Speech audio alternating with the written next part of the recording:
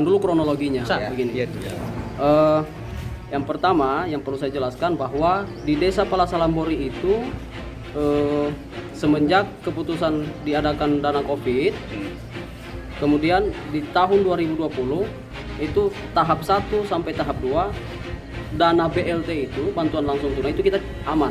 Itu dari dana desa ya? Dari dana desa, yang nebeng di dana desa itu aman. Kemudian akan tetapi di tahap 3 Oktober, November, Desember itu sudah tidak dibayarkan lagi. Tidak dibayarkan lagi BLT desa itu. Nah, Tahun kemarin nih, Pak. tahun kemarin Itu 2020 berapa banyak, berapa orang? penerimanya 197 orang penerima BLT. Jika dia dihitung per bulan dia kan 300. 300 ya. Berarti ada 3 bulan berarti 900. 900 kali 197 itu ada nominal 177.300.000. Iya. Yang tidak dibayarkan sampai hari ini pun pemerintah desa itu tidak bisa mempertanggungjawabkan itu. Di mana uang itu? Ya alasannya karena memang rekening desa kosong. Dia. Nah, ketika ditelusuri ternyata menurut keterangan dari PJ karena waktu itu masa transisi itu yang pimpin PJ, yang pimpin desa. PJ itu dari mana? PJ-nya Sekcam sendiri, iya. Sekretaris Camat. Nah, kita dapat informasi dari PJ bahwa ternyata kenapa dana BLT tidak bisa dibayarkan karena pencairan dana desa tahap 3 2020 itu dipotong secara otomatis oleh negara melalui kantor KPPN Palu. Dipotong secara otomatis. Dalihnya kenapa dipotong karena 179 juta itu sesuai dengan laporan realisasi dari pihak pemerintah desa itu adalah sisa lebih penggunaan anggaran. Maka pusat memotong itu secara otomatis.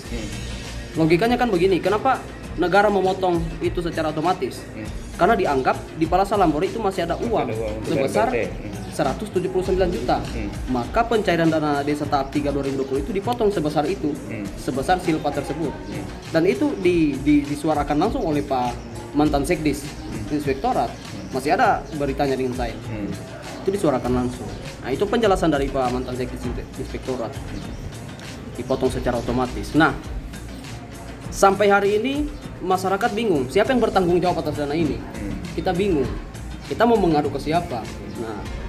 Nah, alhamdulillah kemarin aspirasi ini kita ajukan ke kita suarakan ke BPD menindaklanjutinya dalam bentuk menyurat ke bupati melalui wakil bupati.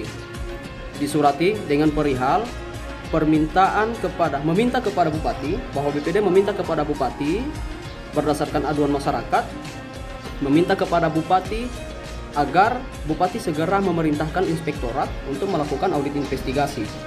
Nah, hari ini di inspektorat itu tahapannya pemeriksaan melalui sebagaimana yang dinyatakan oleh Pak Kadis ataupun Sekdis itu sudah 3 kali dipanggil. Baik Pak PJ-nya, baik Pak mantan kepala desanya, baik kaur ataupun bendahara dan Sekdis itu sudah dipanggil hari ini. Nah, yang mentok hari ini adalah pemeriksaan lapangan, turun lapangannya. Makanya sampai hari ini kita bingung sampai di mana tahapan pemeriksaan ini. Soalnya kenapa kita datang kemari? Kenapa masyarakat datang ke Palasalambori, ke inspektorat? Ini juga bagian dari kekesalan masyarakat. Bagian dari kekesalan masyarakat bahwa kasus ini begitu lama dicarikan solusinya. Kemudian kenapa kita terdesak untuk mendatangi pihak inspektorat? Yang pertama saya perlu sampaikan ke teman-teman bahwa di Palasalambori itu sekarang tidak kondusif lagi. Tidak kondusif. Masyarakatnya tidak kondusif karena logika desa ini kita mau jalan ke kiri keluarga, ke kanan keluarga juga. Akhirnya sama-sama kita yang berbenturan antara pernyataan betul dengan tidak betul. Nah, akhirnya sekarang tidak kondusif. Sementara pihak pemerintah yang punya kapasitas dalam soal kasus ini ya tidak juga punya tindak lanjut yang cepat soal itu.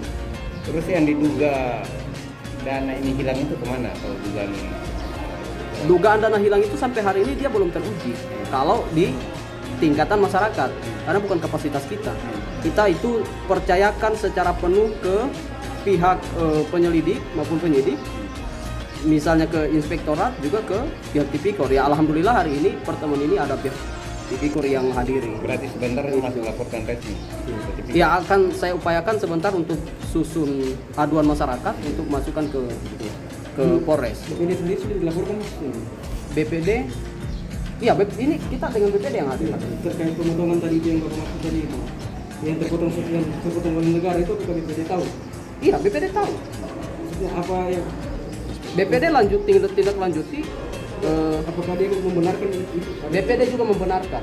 Ada pernyataan tertulis BPD dengan cap dan tanda tangan bahwa PJ juga menyatakan tertulis dengan tanda tangan itu membenarkan itu dipotong dan masyarakat tidak menerima BLT tahap 3 2020.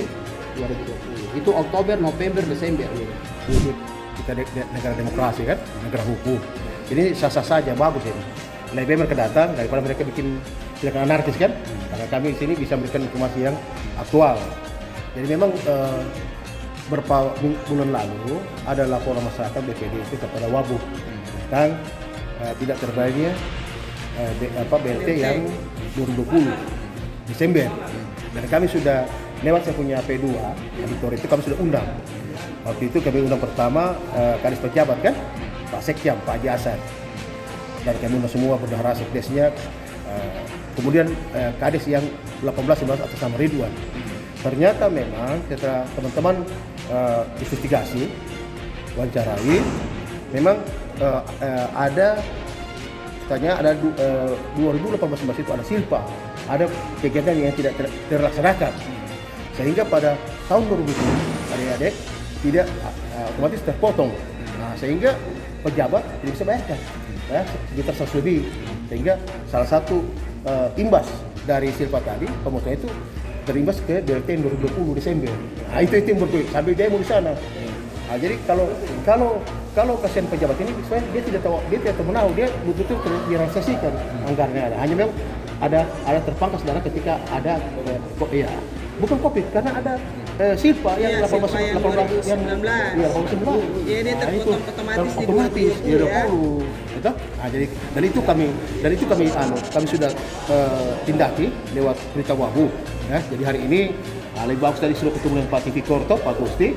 Lebih bagus karena kami ini apit biasa setelah laporan ke aparat penegak hukum, kami nanti yang audit, tapi ini kami juga sudah hadirkan. Nah, jadi saya pikir adik-adikku, bapak ibu wartawan, saya pikir kemarin tidak susah, karena jelas. Kurang nanti dijawab, kenapa? Nanti tugasnya dari Tipikor mencontoh kenapa tidak cair kan? Nah, karena memang faktanya memang tidak cair, saudara. Kenapa tidak cair? Kenapa ada silpa? Nah, itu akan ketahuan semua akan terbuka.